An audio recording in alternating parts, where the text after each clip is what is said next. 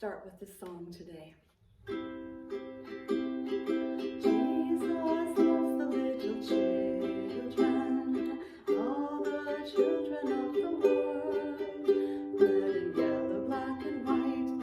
Precious in God's sight, Jesus loves the little children of the world. If I had to pick one simple and familiar song for children that would capture the essence of what I believe, that might be the one. If that song had to be the refrain of every message I ever shared, it'd do pretty well. But I'm afraid it can't be the refrain of today's message, because our story today is way older than Jesus by at least 500 years. But I do want to tell you this very old story because it was important to Jesus. We know this because he mentioned it in the first sermon he ever preached to the people in his hometown of Nazareth. And if a story was important enough for Jesus to use in one of his very first official sermons, then I do think we ought to know that story. But we will have to rewrite the little song that goes with it. You know, for the kids to sing in Sunday school. It's going to need to go something like this. Our God loves the enemy generals from all the armies of the world. Even when they're poised to fight, they are precious in God's sight. Our God loves the enemy generals of the world. Not quite as catchy as the other one, is it? Go ahead, bring on the vaudeville hook. That's nothing compared to what the crowd did to Jesus when he showcased this lesson in his teaching. He nearly got thrown off a cliff, and he didn't even sing that terrible little song. He just reminded people that the old story from 2 Kings chapter 5 had something to do with his ministry. And they went immediately from cheering to boo hissing. And that's the story I'd like to share with you today, if you would promise not to throw me off the cliff. Naaman, commander of the army of the king of Aram, was a great man and in high favor with his master because by him the Lord had given victory to Aram. The man, though a mighty warrior, suffered from a skin disease. Now, the Arameans in one of the raids had taken a young girl captive from the land of Israel, and she served Naaman's wife. She said to her mistress, "If only my Lord were with the prophet who is in Samaria, he would cure him of his skin disease." So Naaman went in and told his Lord just what the girl from the land of Israel had said. And the king of Aram said, "Go then, and I will send along a letter to the king of Israel." He went, taking with him 10 talents of silver, 6,000 shekels of gold, and 10 sets of garments. He brought the letter to the king of Israel, which read, "When this letter reaches you, know that I have sent to you my servant Naaman, that you may cure him of his skin disease." When the king of Israel read the letter, he tore his clothes and said, "Am I God to give death or life, that this man sends word to me to cure a man of his skin disease? Just look and see how he is trying to pick a quarrel with me." But when Elisha, the man of God, heard that the king of Israel had torn his clothes, he sent a message to the king. "Why have you torn your clothes? Let him come to me, that he may learn that there is a prophet in Israel." So Naaman came with his horses and chariots and halted at the entrance of Elisha's house. Elisha sent a messenger to him, saying, "Go wash in the Jordan 7 times, and your flesh shall be restored, and you shall be clean." But Naaman became angry and went away, saying, "I thought that for me he would surely come out and stand and call on the name of the Lord his God and would wave his hand over the spot and cure the skin disease. Are not Abana and Pharpar, the rivers of Damascus, better than all the waters of Israel? Could I not wash in them and be clean?" He turned and went away in a rage. But his servants approached and said to him, "Father, if the prophet had commanded you to do something difficult, would you not have done it? How much more when all he said to you was wash and be clean?" So he went down and immersed himself 7 times in the Jordan, according to the word of the man of God. His flesh was restored like the flesh of a young boy, and he was clean. And they all lived happily ever after. No. This This isn't the way the original listeners wanted the story to end. In fact, they probably hated the story from the opening line. Naaman, commander of the army of the king of Aram, was a great man and in high favor with his master because by him the Lord had given victory to Aram. That line alone sounds almost like blasphemy to any self-respecting ancient Israelite who believed that they were the people chosen by God. They felt that they alone were heirs to God's ancient promise to their ancestor Abraham, which decreed that they, Abraham's descendants, would be given the promised land, a land of blessing and abundance, the land they had occupied for generations after winning it through some mighty military victories. And every battle they ever won was seen as affirmation that God was on their side. In their theology, God had favorites, and they were the favorites.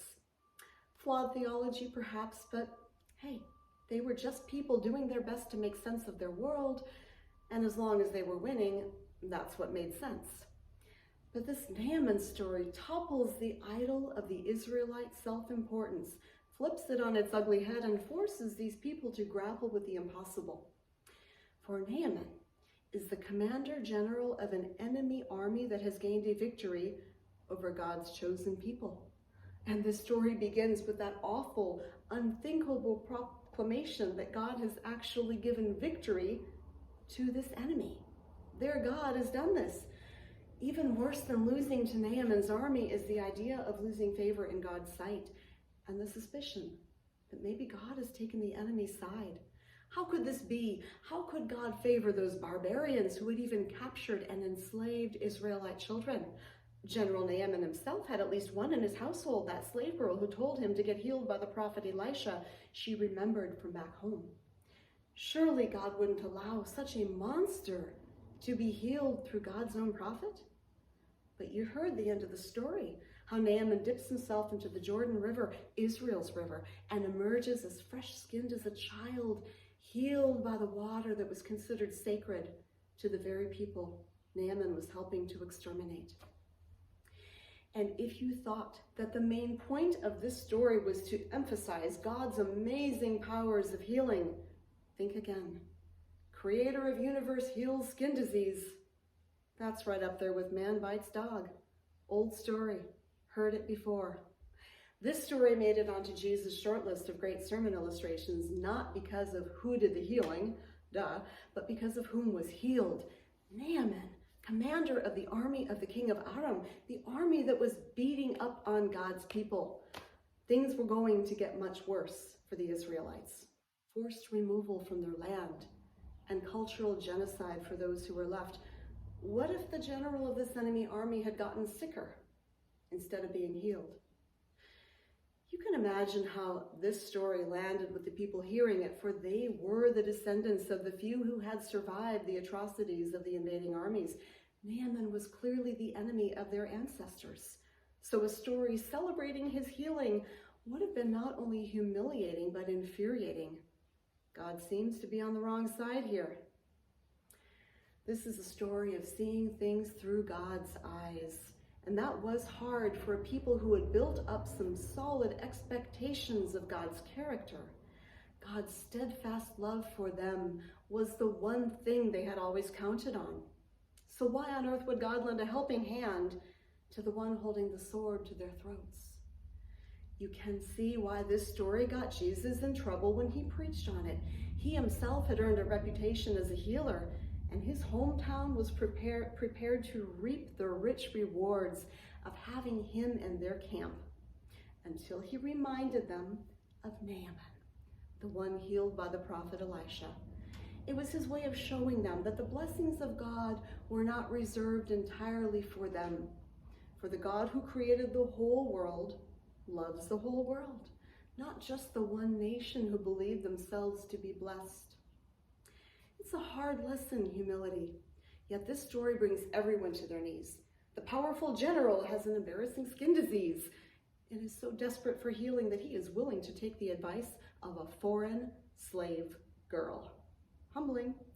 Then his king has to write to the king he's just beaten in battle and beg him to make his decorated general strong again, an admission that they are not as invincible as they thought. And the Israelite king, thinking that he himself is being asked to perform the healing, has to admit that there are limits to his power. Who do you think I am, God? Of course he's not God, but sometimes kings need to be reminded of that fact. It must have humbled him a bit to say it out loud. But there's more humble pie remaining in the pan, and lucky Naaman gets a second helping, for when he finally arrives with horses and chariots in great pomp and circumstance at the house of the prophet Elisha, where he fully expects to be healed, Elisha won't even address him face to face. He sends a messenger to greet the mighty military man who has traveled all this way for his special medicine. Naaman is not accustomed to being treated with disrespect, and he throws a fit because, adding insult to injury, the messenger has given him this lame prescription: go bathe in the Jordan River 7 times, that ought to fix you up. And Naaman just explodes. I thought that for me he would surely come out and stand and call on the name of the Lord his God, wave his hand over the spot and cure the skin disease. He did not want to be told to take a bath or 7, which does rather sound like an insult, and for that matter, in the Jordan River, which was nothing but a muddy wallow compared to the majestic rivers of his homeland. You want to see a river? Well, we got rivers where I come from, he sputtered to anyone who would listen. My country's rivers are so much better than this country's rivers. My rivers are the best rivers in the world. I should just go wash in those rivers and be healed already. If the Israelites thought highly of their promised land, well, so did Naaman have a rather high regard of his own homeland. But once again, humbling wisdom comes from the servants who tell him, "Sir, please just try it. It really sounds like an easy thing to do. This might be your lucky day."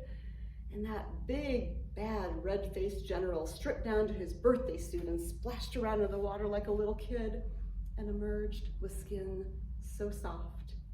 And a heart softened as well, for from that time on, he was committed to worshiping God, the God who had helped him, not seeing him as a foreigner or a heathen or an enemy to God's people, but as someone of God's own creation who was in need of healing. God heard Naaman's cry and answered, and the human-constructed fortress surrounding the God of Israel was breached. For there is no confining God to one people, one nation, or one religion. This is a day when many will sing "God Bless America," and there is absolutely nothing wrong with that, as long as we understand that God's blessing is not exclusively for any one nation. This is also a day when some folks will decorate their houses of worship with the flag of our nation, which is also fine as long as that symbol is not the focus of worship. We live in a confusing time when the lines between nation and religion have become a bit blurred. It is assumed by many that to be a good American requires one to be a Christian, and some people also believe that the inverse is true, that to be a good Christian, it helps to be a good American. That idea has been part of our national DNA for about 400 years. When a boatload of Puritans landed in Boston, christened the highest hill Beacon Hill, and declared, "The eyes of the world will be upon us," for they did believe that their new country would be the only place on earth where God's will was done. Beware the sin of arrogance. But we must understand that they were just repeating a history they had read about in the Bible. They were simply emulating the ancient Israelites who had also believed God to be their own national treasure and who also justified the use of violence against those from different traditions, using a primitive theology that served their own interests, if not God's. National identities are useful in their way, and so are religious identities, but if there is one thing we can learn from this story of Naaman, the same story Jesus preached, mind you, it is that none of those identities are especially meaningful to God.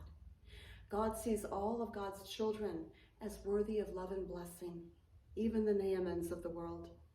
And if that does not sound like good news to us, then that is something to ponder in our hearts, because to Jesus, it was the best news. God is bigger than the strongest country on earth or the oldest religion in the world.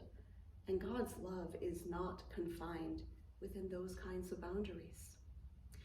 In this moment in our own national story, which intersects with the Christian story in an interesting way, it might be a good time to ask ourselves some thoughtful questions. What does it mean to be part of this nation, of this faith? And how do those two identities work together or compete with one another? Above all, who are we and what does that mean? To whom do we pledge our true allegiance, and how do we engage with those who have different commitments? Just as there is more than one ethnic, racial, and religious identity represented by our flag, there is more than one nation under God. May the entire world know God's blessing. And for you, wherever you are in the world or on your faith journey, this is my blessing for you. Shalom to you now, shalom, my friend.